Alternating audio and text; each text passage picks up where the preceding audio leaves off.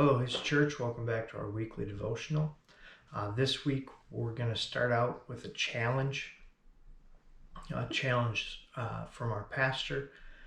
That challenge is to take time over this next month leading up to Easter and hopefully beyond Easter to start fasting a day every week.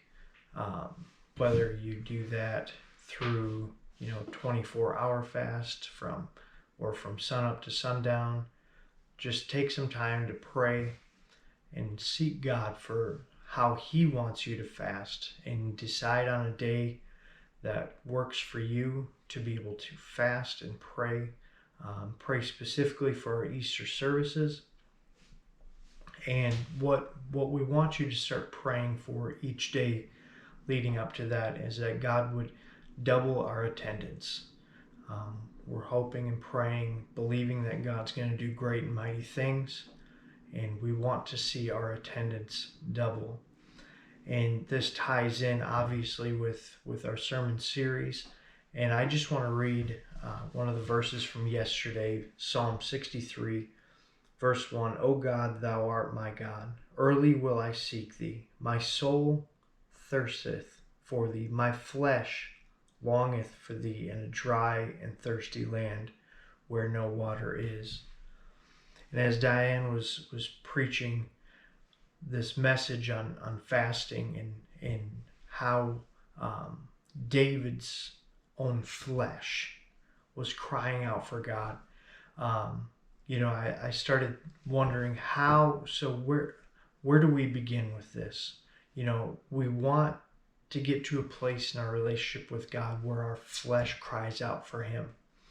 And I know, sometimes we know and we understand the obstacles in our lives that are holding us back. And it's taking time to crucify those things in our flesh that we know are holding us back, the stumbling blocks in our lives.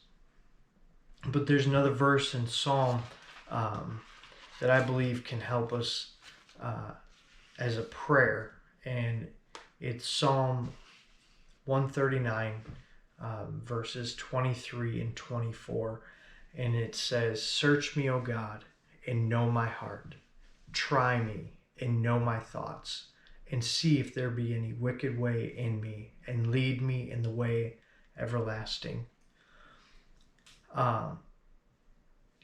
I've prayed this prayer many times, and it never fails that God always helps me to see whether I truly want to see it or not. He helps me to see the things that He wants to remove from my heart. And so as we start this time of prayer and those times of fastings leading up to Easter, let this be a prayer. Search me, O God, and know my heart.